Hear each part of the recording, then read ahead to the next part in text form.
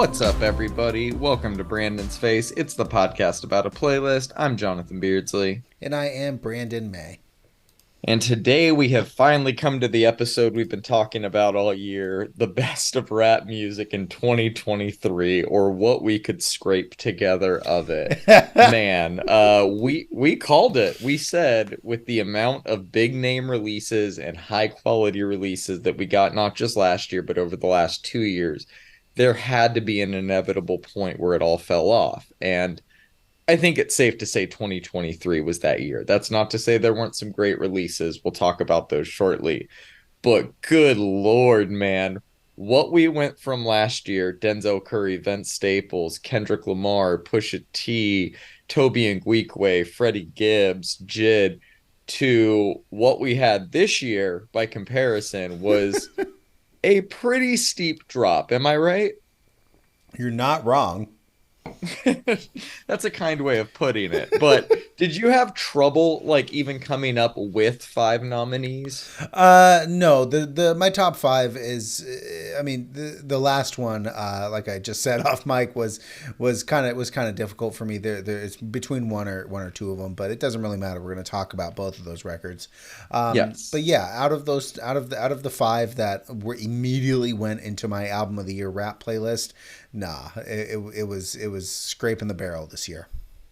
Yeah, I found there was some good rap albums that are in my top 10 by default, but I found there was actually some quality EPs this year, which is not usually the case for rap music.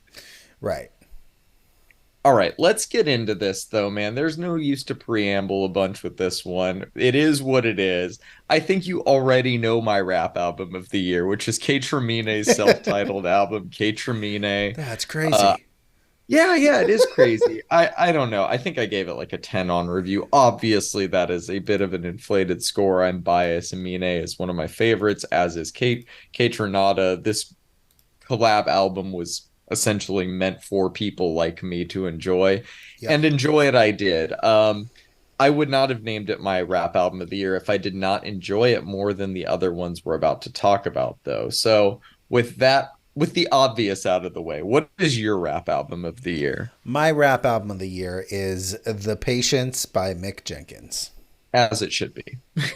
I, That I'm album is fucking great. I'm pretty sure this was the one that I came closest to giving a 10. I haven't re-listened to my review. Maybe I should, but I have listened to this album so many times this year. Every time I've been in the mood for rap, it's been, all right, I guess it's time for Mick Jenkins.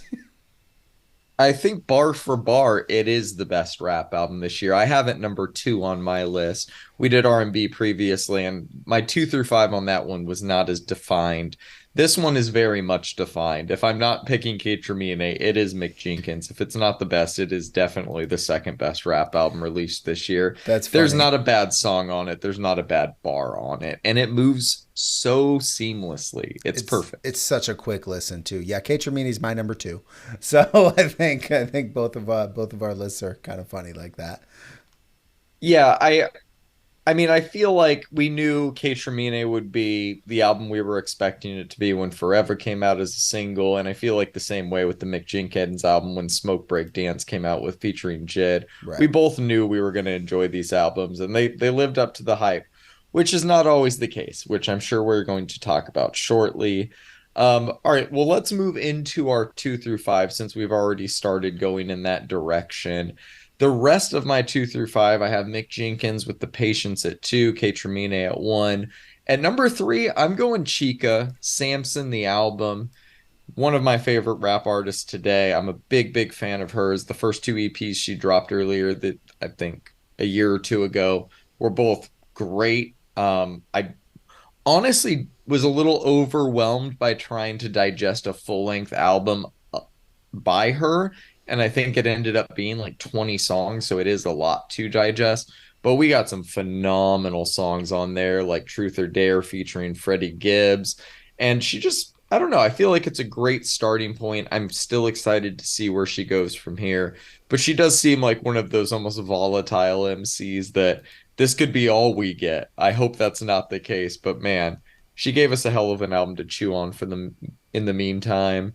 And the other two in my top five, Michael by Killer Mike. I really, really like this album. I don't quite love it, but I do think it is top five worthy. And a more recent entry, Two Chainz and Lil Wayne, Welcome to Collar Grove. This one came along late in the year, and boy, did we need it. It's refreshing. Their two styles mesh well together. He brought out maybe the best Wayne we've heard in 5, 6 years. It's a great album.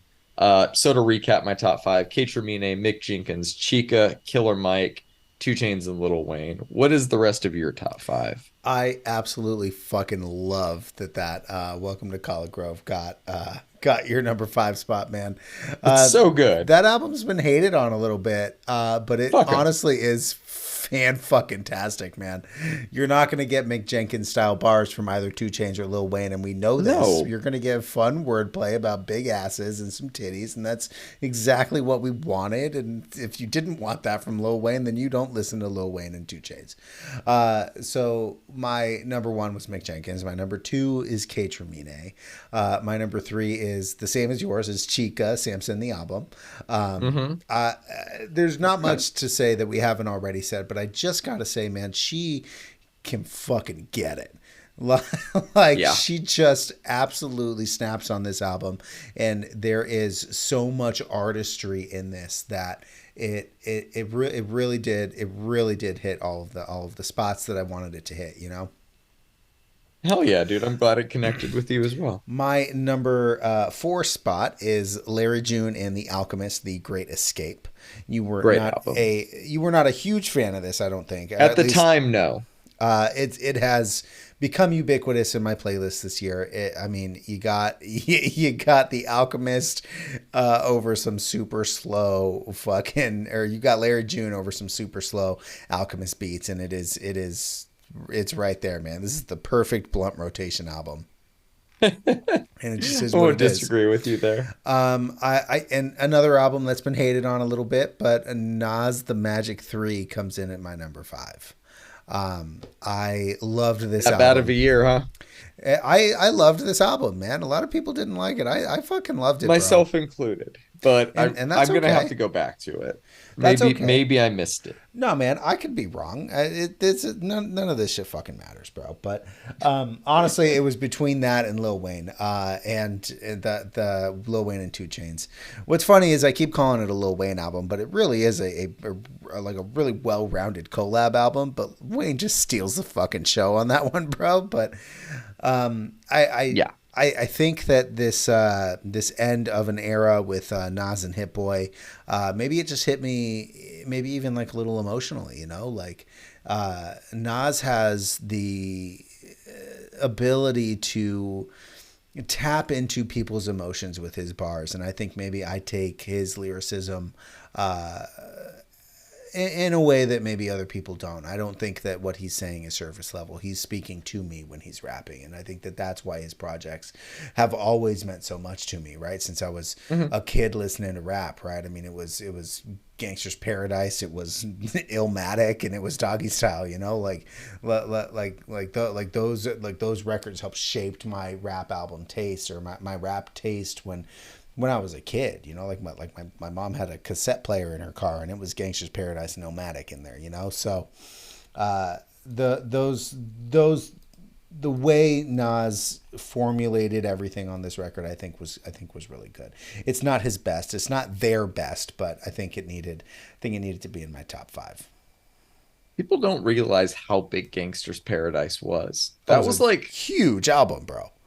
that the album, yes, but that song was like, what's even the comp for that now, man? Right. It was fucking everywhere. But yeah, dude, How do you take I'm a being Stevie Wonder beat, sample it, and just make the same song fucking classic in a genre? I guess we should say R.I.P. Coolio, who passed away this year. That is Yes. he's a legend for that one and will always be one. Yes. Um, I did not have the Larry June album in my top five or even in my honorable mentions, but I did end up listening to it again and I enjoyed it. I think same with the Billy Woods one. I knew that those would be like rap fans, rap albums, like it's just pure Yeah. bars. A lot of it's very laid back, very nonchalant, casual.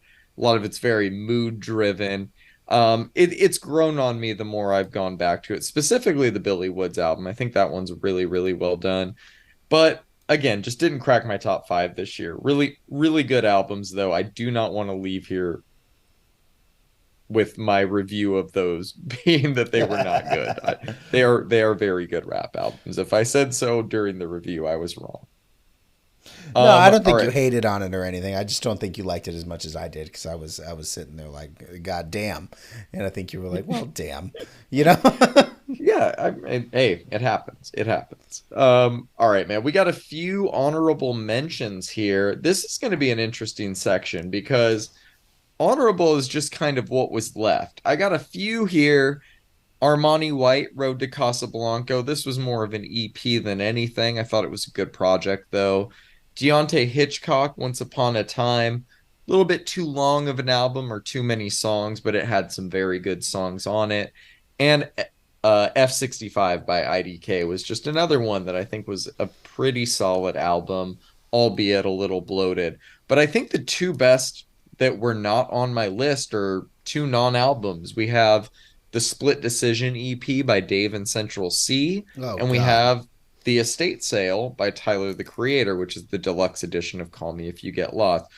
Neither of which I would consider an album or album of the year, but both among the best rap music released this year, right? Yeah, for sure. I definitely agree to that. Do you have any honorable mentions that I didn't have? I do actually. What do you got? The IDK album F65, when it was announced as a pseudo concept album about racing, as a racing fan, I got super excited and then was a little let down with the lack of content he put in there. But upon revisiting, that album is actually really good. It is Yeah. definitely in my honorable mentions. I know you said that, but I needed to get out there and correct what I had originally put out publicly, which was do better. But honestly, he did really well. The Bigger in Texas album from Ellie Dollar, man, I have come back to that a number of Oh, times, good pick. Good pick. and honestly, man, I think Southern rap not ever changing is my favorite fucking thing about rap music. It's Yeah. whenever you need some rap comfort food, Slim Thug is always going to be there for you. Also currency. Currency is most definitely a given. Another one of my honorable mentions is Welcome to Collar Grove, which is honestly, man, the week that album came out, I remember putting that on at work. Somebody gave me the aux cord, and I didn't put on Between the Buried and Me for once, and I put on Lil Wayne and 2 Chainz albums, Welcome to Collar Grove, and a lot of people are kind of critical about what a group is listening to, but every other song that came on, they were like, "Is it for real? Like this is great," and I love that. I love that it is. I love that we're in Lil Wayne's comeback era, bro. Undeniable. Do you think that has he announced that the Carter Six is coming next year, or is he just satiating us until he decides he wants to go back into the studio? Um, I mean, we got the Fix Before the Six mixtape, so yeah, I think it would be coming next year. I imagine that the collab with Two Chainz was a while in the making, and it just happened to wrap up around the same time he's starting to promote the Carter 3. Yeah. But what time next year? I have no idea. I could see it being as late as next fall. Right. But yeah, I mean, I think that this album is fucking great. I think Fantano shit on it, and I think that it was laughable the way anybody expected anything different from Lil Wayne and 2 Chainz. Yeah, man, I agree. I'm honestly surprised when you just said it was receiving some negativity online. We're old heads though, man. This is the cycle of life. People are gonna say our opinions are wrong, and maybe they're right, but at least we enjoy the music we're listening to. No, it's the kids that are wrong. Speaking of the kids that are wrong, let's talk about JPEG Mafia and Danny Brown's album "Scaring the Hoes" for a moment. Yeah, that was not on my honorable mentions, but probably should have been. I don't know. I like it a lot. What about you? Do you still not like it? I still can't. I listened to it yesterday Uh-huh. again, and while I can, it's hard to You've find the always words for this struggled with album. Danny's I've albums. struggled with Danny's voice, but the Production style. Let me ask you a question. You like this album? Do you like 100 gex music? I had a feeling that was going to be the question you were going to ask following that. And the answer is yeah, sometimes. Okay. I think, man, it's weird, like specifically to 100 gex, but it bleeds over. You aren't wrong to lump them two together in the fact that they're fusing genres, using noise rock and hyper pop and all of these different elements to create whatever their sound is or whatever you would call it genre wise. But yeah, man, I enjoy it. I think you as well come from an era of groups like 303 and I Set My Friends on Fire, and a lot of it is very derivative of that. It's fun, it's stupid, it's not going to be for everyone. There's a clip going around right now of the end of 100 gex set at Dia de los Deftones, and it's all these pissed off people in the crowd watching 100 gex waiting for Deftones. There could not be less of an overlap between those two fan bases. So Right. I get it, man. I get it. I get it if the whole sound annoys you, if it's like too discordant or too glitchy or just off kilter. But yeah, man, more often than not, I would say I enjoy it as my long-winded answer to that. Well, and I mean that's why we have a podcast, because you can formulate long-winded answers that actually are able to be like articulated. But look, man, here's what I genuinely think about this. I think that Scaring the Hose is not anywhere close to being an album of the year. I didn't like it. That's not to say that I don't appreciate what it was. What it was, like you said, extremely discordant. Now, I am not opposed to that. There's a band that I discovered this year that I fell in love with, that I immediately ordered their album from 2017 on vinyl, and it's extremely discordant. It's chaotic. It's fucking madness. But they make it all make sense around the corner. I'm a big fan of progressive music, right? Like progressive metal specifically. The crazier, the fucking better. Throw me some circus sounds in my metal with like an 8-string bass, and we're gonna be talking about We'll it. talk about that next week. But I guess it's just abrasive. I think that JPEG Mafia's production style on this specific record was so it didn't leave any room for Danny to do his thing properly. JPEG next to Danny swapping bars is not anywhere comparable, because as much as I dislike Danny's voice, I think that his lyrical ability is top notch, and I think that JPEG pales in comparison to somebody like that. And I think it's just messy, and I think that it's messy on purpose, and I just didn't like it. And everybody on the internet has been talking about it since it dropped about 8 months ago for album of the year contenders, and I for the life of me can't understand why this would be a contender over. I hear nobody talking about Mick Jenkins. You know what I'm saying? Like, I feel like it's not rap. I feel like it's more experimental, alternative art pop. And I think it might do better in that pocket rather than the rap pocket. Does that make sense? It makes perfect sense. Like, I know what you're saying, but have you ever considered that maybe you're the hoe that they're scaring? Oh no, I'm not scared of it. That's the problem. I don't know, Brandon. It You didn't sound a little scare me. scared. You sound a little scared. Don't let JPEG Fine. Mafia and his backpack on stage scare you, man. He's just a guy.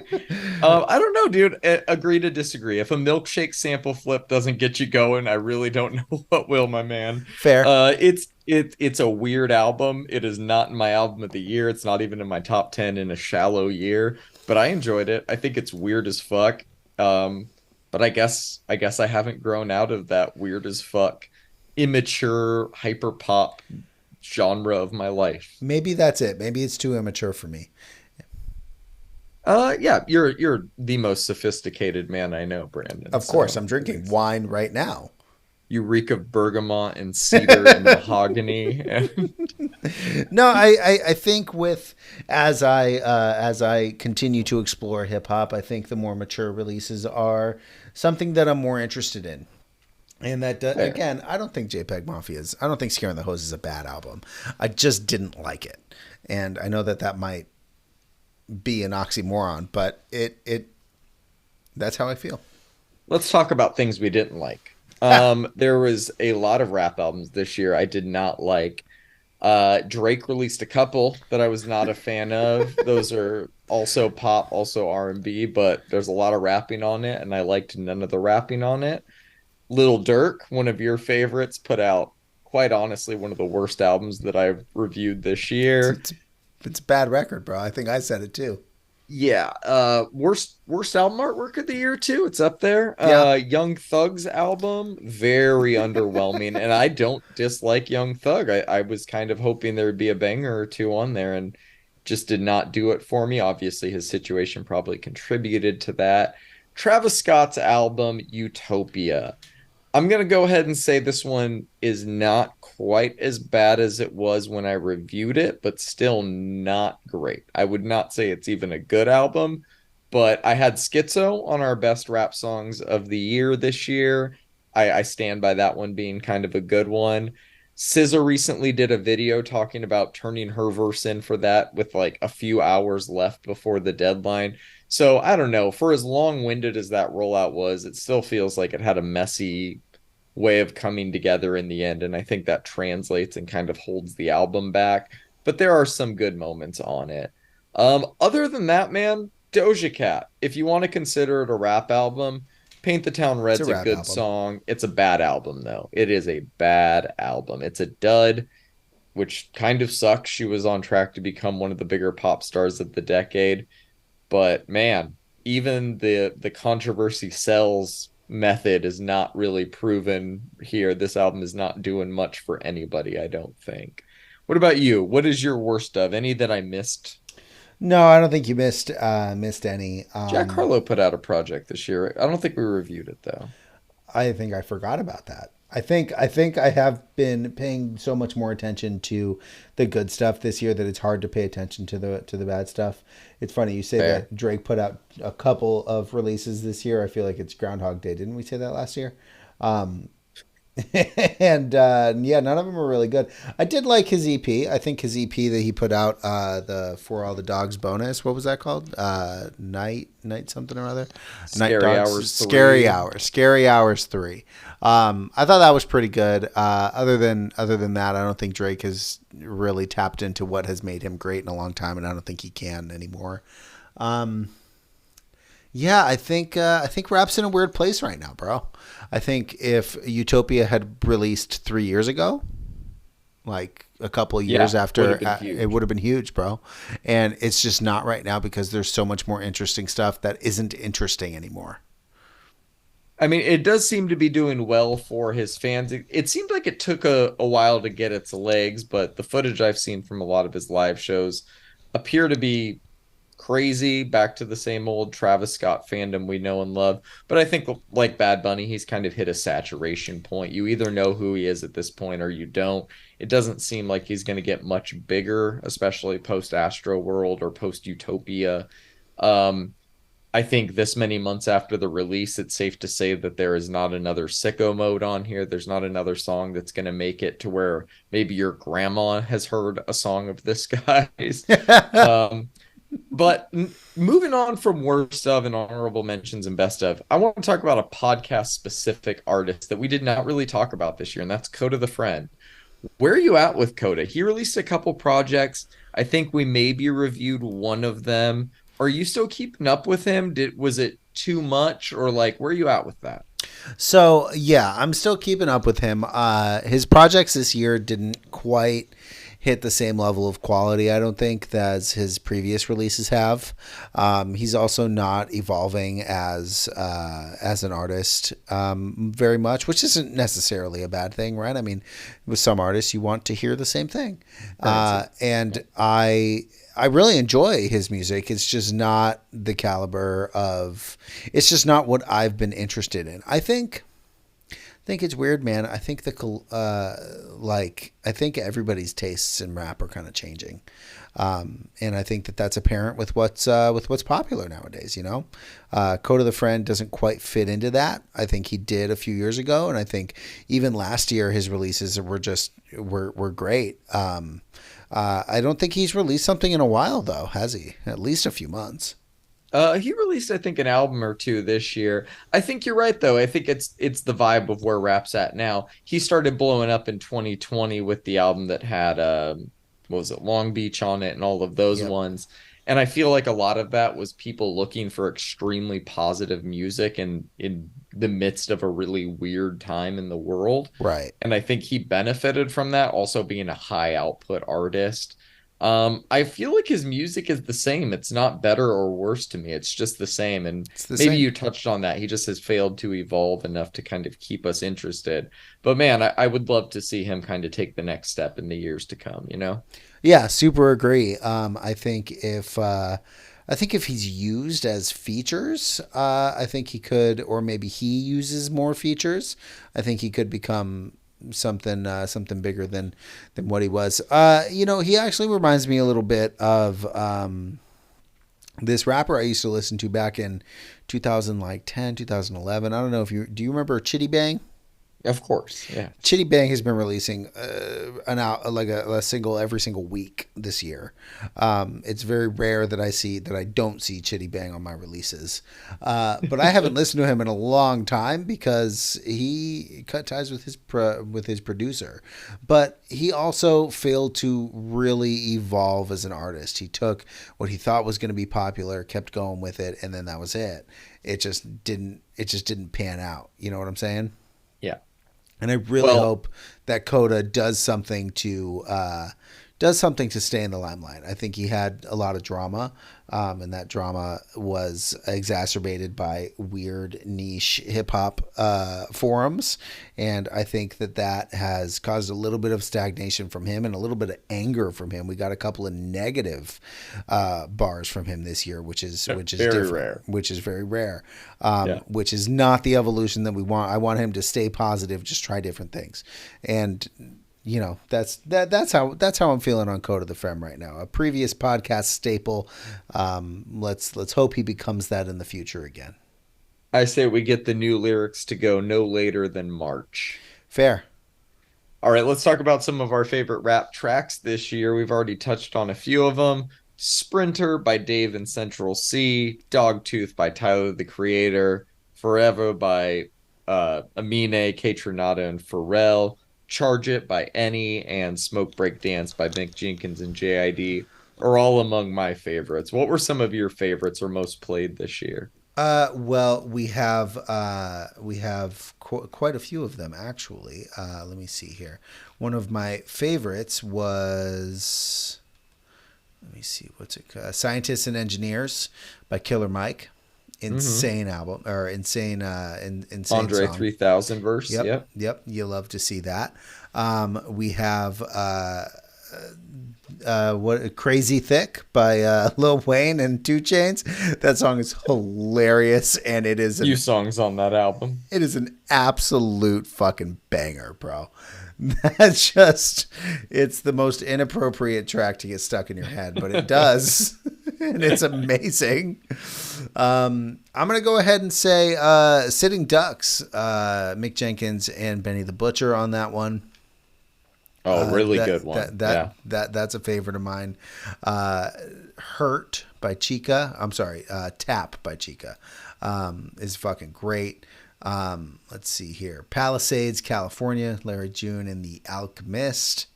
Mm-hmm. We've got 1-800 Nas and Hit. I like that one. That one was good.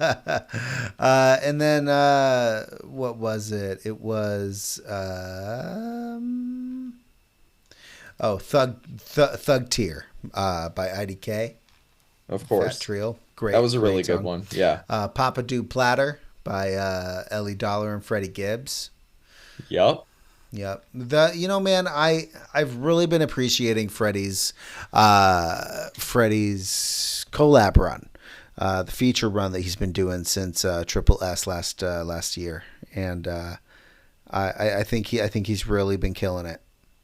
Well, it sounds like we will be getting a new one tomorrow night on the new Kanye and Ty Dolla Sign album. Now that's something that we should talk about. To be continued. We also got the Hillbillies, Baby Keem and Oh Kendrick my God, how Lamar. did I One of forget about that? probably the most fun rap song this year by far. Yes, yes. I guess Barbie World with Nicki Minaj and Ice Spice would be in that conversation as well. Uh, I said most fun. I did not say fair, best. fair, fair, fair, fair. Again, Bongos by Cardi B and Megan Thee Stallion. Not good, but fun. Sure, fun. In terms of inappropriate ones stuck in your head, like you touched on earlier, everything by Maxo Cream that got stuck in my head this year was very inappropriate as always. Yeah, man. I think singles wise, we had some bangers. Takei Maidza put out a really good one. Audrey Nuna, like we said, Cardi B. She had a great verse on Jealousy with Offset. There was just yeah, man. I think going by the singles alone, it was a pretty fun year. Yeah, it was a fun year. What do you think about rap next year? So rap next year, I was kind of like looking ahead, and it's really hard to guesstimate. I feel like rock, sorry. I feel like rap as a genre is one of the few where you can almost not assume but guess that they're gonna release an album in consecutive years. Whereas rock music, that's very rarely the case. So we had Amine release a project with K Tronada this year. It would not be abnormal for him to drop an album next year. Would love Dave that. released an EP this year. He might drop an album next year. Would love Tyler that. dropped the deluxe edition this year. I could see him dropping a new album next year. In terms of artists that did not drop this year, Freddie Gibbs did not drop an album this year. I would love to see him at least release a few singles next year. Vince Staples is always near the top of my list. But I think the guy I really, really want to see drop an album next year is J Rock. He put out a few singles this Yes. year. The first few were really, really, really good. And I would just love for him to put some of these together in an album and release it because he's one of my sleeper favorites. He's always dependable. And I think lastly, ASAP Rocky. We've been getting singles for years now. We've been getting different album titles considering for years in tabloids now. I don't know, man. It's kind of time for him to release something as well. But what about you? Where do you think rap is going next year? What are some artists you want to see release something? I want to see Baby Keem release something. There's a lot of potential there. There is a Baby Keem song we will be talking about as soon as we resume new music. But yeah, man, I think Keem's gonna have a huge year, and I think what a new Baby Keem album sounds like is interesting to a lot of people, not just you and I. Yeah, I'm very curious to hear like kind of what direction he goes in. Red Veil. I'd love to see some. Full length. Yeah, I'd love to see a full length from him to see what can be done with that style. And yeah, I think we can count on a Benny the Butcher project. I think that'll happen. Yeah, I think that has a release date now. I'm not sure what it is, but I think he did announce it. I think we can count on about 14 NBA YoungBoy albums. No, I look, man. I think rap's in a weird spot right now. I think it's definitely losing its popularity, but I think that that's beautiful. I think that the run that rap has had over the last few years has been nothing short of legendary, man. We've had some major headliners come and go. We've had some like just madness with drama over the last few years, and I would love to see rap just kind of go into the underground and create. One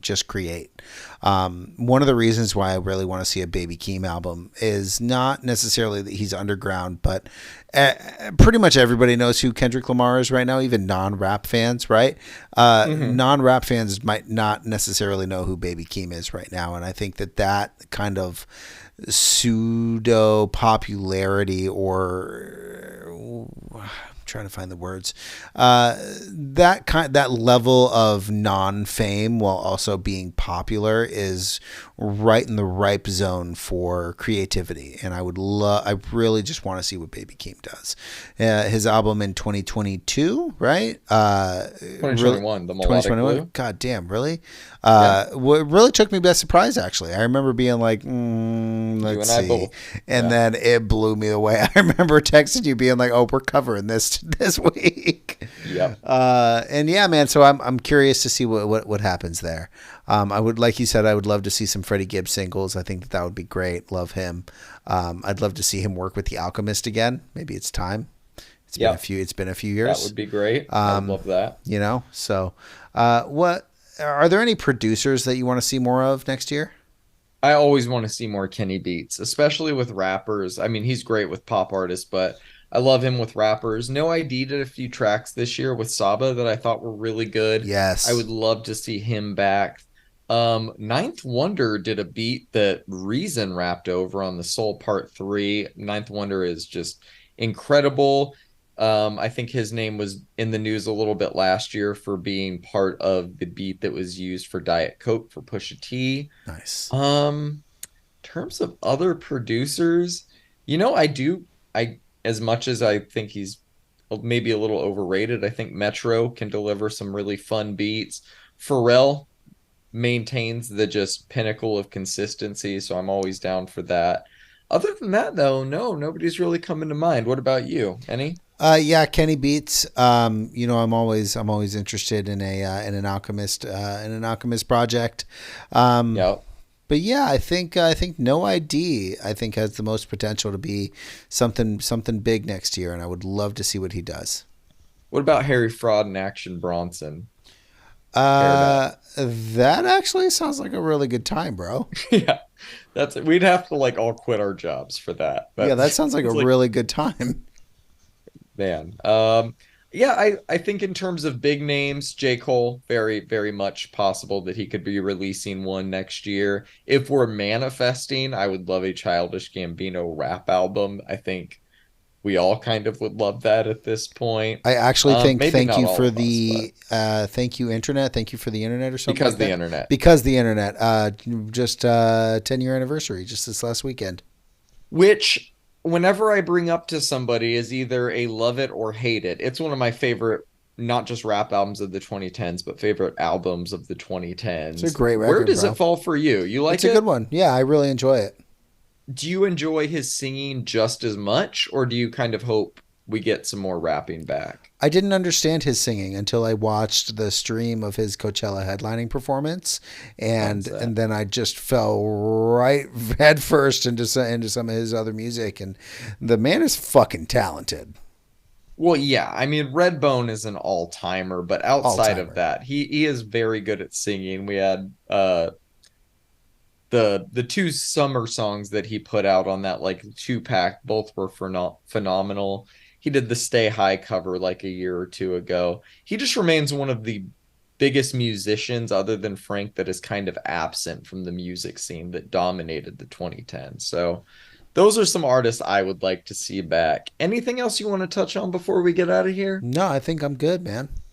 All right, then. That does it for us this week. Join us next week when we will be diving into the best rock albums of the year. We're going to split rock into two episodes. We're going to do metal on one episode and everything non metal on the other. You can follow along with the playlist. You can find the link to that in the show notes. That way, you know what we will be covering on each and every episode.